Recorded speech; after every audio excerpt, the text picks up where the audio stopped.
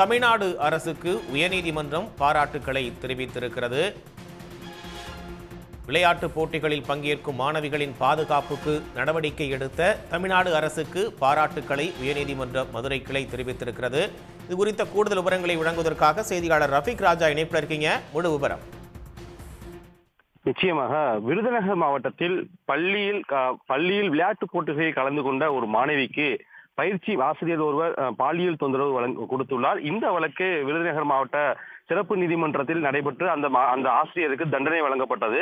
அந்த தண்டனையை ரத்து செய்ய கோரி ஆசிரியர் தரப்பில் மேல்முறையீடு மனுக்கள் உயர்நீதிமன்ற மதுரை கிளையில் தாக்கல் செய்யப்பட்டிருந்தது. இந்த மனுக்களை ஏற்கனவே விசாரணை செய்த உயர்நீதிமன்ற மதுரை கிளை அந்த ஆசிரியருடைய தண்டனையை உறுதி செய்து அவருடைய மனுக்களை தள்ளுபடி செய்து நீதிபதி கே ராமகிருஷ்ணன் உத்தரவு பிறப்பித்தார். இந்நிலையில் தான் தமிழக அரசிற்கு உயர்நீதிமன்றம் பல்வேறு கேள்விகளை எழுப்பியிருந்தது.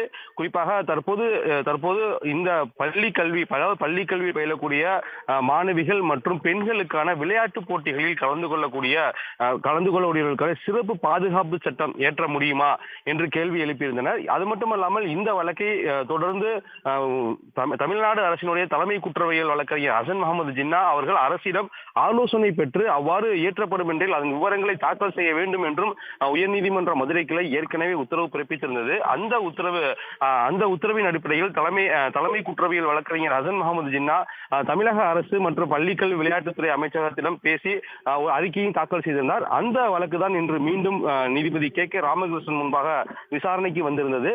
விசாரணையின் போது தமிழ்நாடு குற்றவியல் வழக்கறிஞர் ஹசன் முகமது ஜின்னா மற்றும் கூடுதல் குற்றவியல் வழக்கறிஞர் செந்தில்குமார் ஆகியோர் ஆஜராகி அறிக்கை ஒன்றை தாக்கல் செய்திருந்தனர்.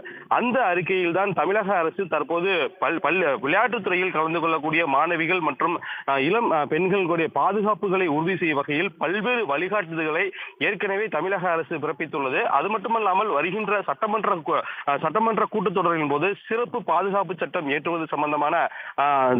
ஏற்றுவதற்கான அறிக்கை தாக்கல் செய்யப்பட்டுள்ளது. அந்த சட்டமும் விரைவில் அமுல்படுத்தப்படும் என்று தெரிவித்தார். இதனை ஏற்றுதான் நீதிபதிகள் தற்போது தமிழக அரசிற்கு பாராட்டுக்களை தெரிவித்துள்ளனர். குறிப்பாக இந்தியாவிலேயே பெண்களுக்காக, அதாவது விளையாட்டுப் போட்டிகளில் கலந்து கொள்ளக்கூடிய பெண்களுக்காக சிறப்பு சட்டம் ஏற்ற முன்வந்த தமிழக அரசிற்கு பாராட்டுக்கள்.